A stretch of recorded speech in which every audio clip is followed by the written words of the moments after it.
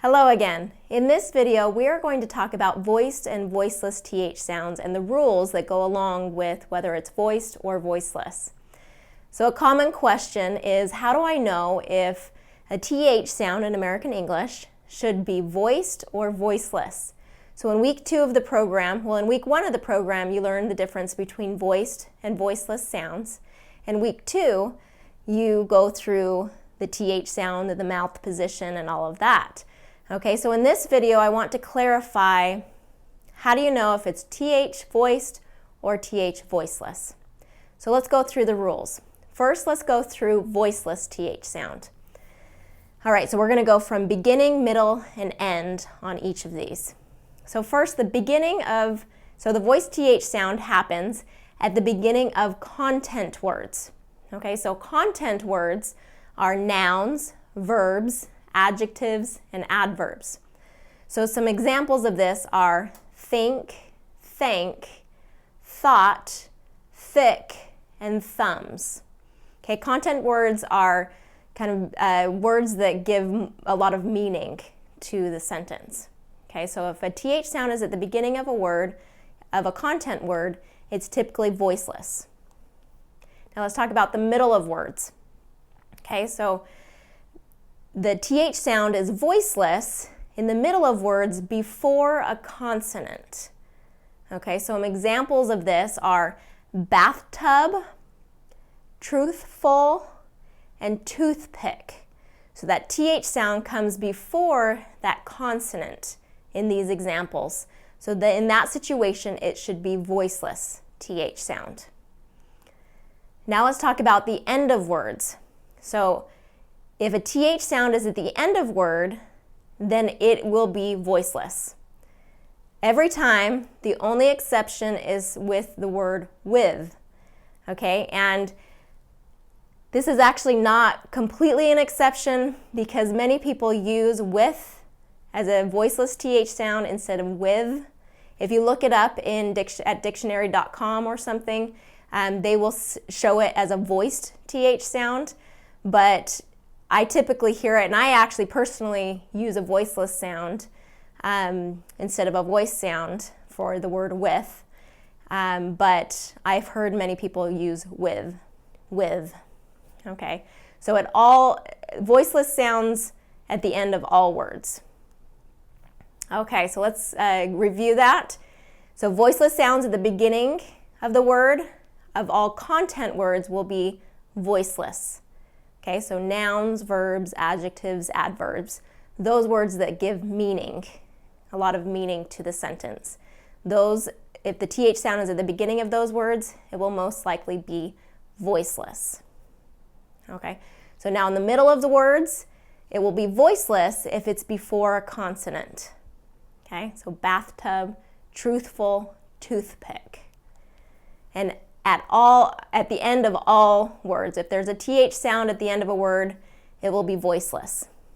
Okay, there are some exceptions to these rules, which I'll provide in the worksheets so that you can kind of see what exceptions there are. Okay, so let's go into voiced TH sound. How do I know if it's a voiced TH sound in American English? So beginning, middle, end. We'll go through that again. So beginning, if the TH sound is at the beginning of a function word, then it will be voiced. So function words are words that don't mean any specific thing or action. So examples of this are this, that, these, those, then, than, they, them, there, and therefore. All of these are function words. They don't have any specific meaning or action. Okay, these happen a lot in American English. That's why it's so important to get that TH sound into place and be pronouncing it correctly, because we use a lot of these function words in our just conversational English. All right, so that's the beginning of words. Now let's talk about the middle of words. So it will be voiced when it's between two vowels. So a few situations that this happens is when there's a TH and an sound, or an plus a TH sound. Okay, so between two vowels. So we have mother, so we have that O and that ER, got it? So ER is an R vowel, so that's considered a vowel in this situation, so it's a vocalic R. Okay, mother, worthy, so it doesn't always have to be spelled ER, but if it's pronounced ER, worthy, okay, between two vowels. Here's another situation that happens.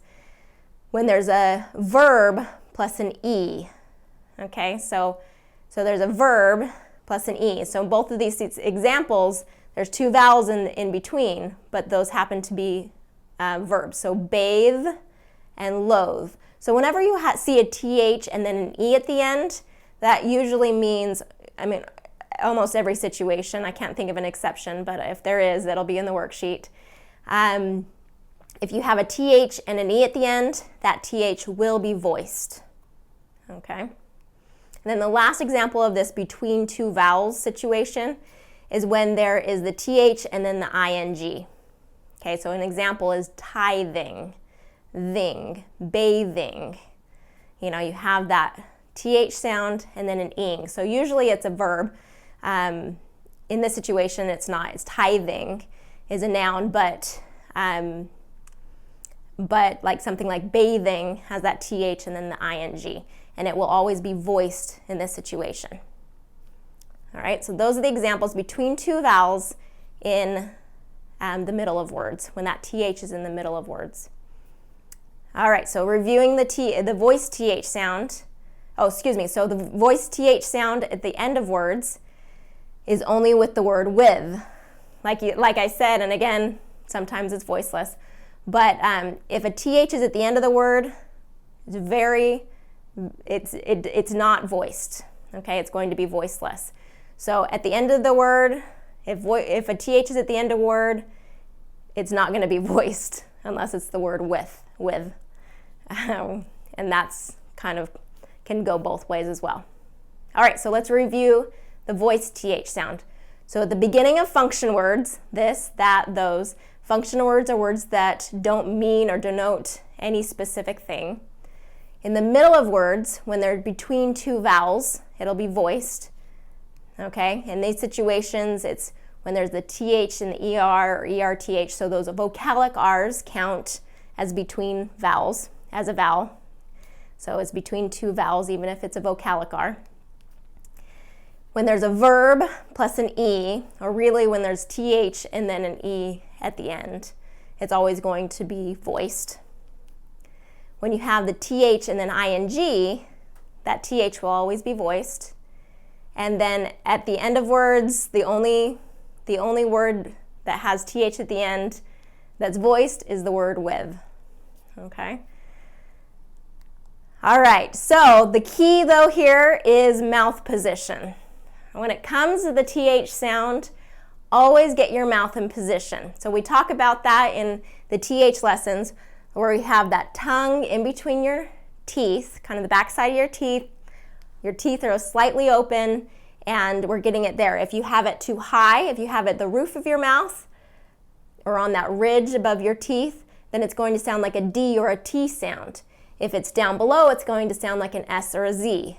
Okay, so it has to be right there behind your teeth, with your tongue sticking out a little bit. Doesn't need to stick out a lot, but just a little bit. So if your mouth is in the right position, that's the most important part of getting that TH sound. Okay, then you can start looking at, okay, is it voiced or voiceless in this situation? All right, so I hope that helps to know the rules of the voiced and voiceless TH sound, and help you kind of feel confident going into words, knowing, is this going to be voiced or is this going to be voiceless? All right, go practice, look at the worksheet, see all the exceptions. There are quite a few exceptions to the rules, but I have included those in the worksheets, and I'll see you again in the next video.